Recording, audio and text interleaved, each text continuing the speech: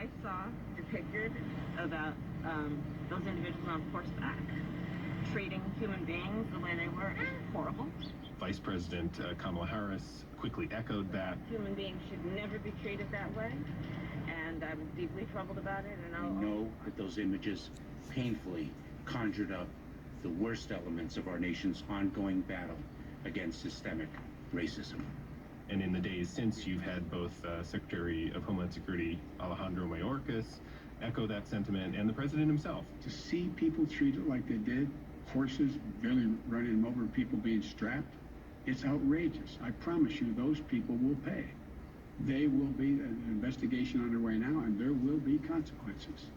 There will be consequences. They then also ordered an investigation into how it happened in, the sort of procedural sense, and whether or not there should be people held responsible.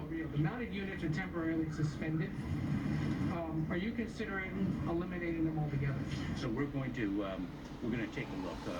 Secretary Mayorkas was asked, will the use of horses be banned or prohibited forever, more broadly, along the border? And his response was, well, that's part of the investigation, but at least in the short term, they did suspend the use of any sort of units on horseback in Del Rio. They clearly did not want any more of those images. I mean, I don't want to be too dismissive here, but it doesn't seem as if horses were the central question in that photograph. Folks were upset by the racial dynamics, by the forced deportations, by the use of the reins as a whip. What has the administration said about the larger questions, not just the use of horses? Yeah, I couldn't agree with you more, Estet.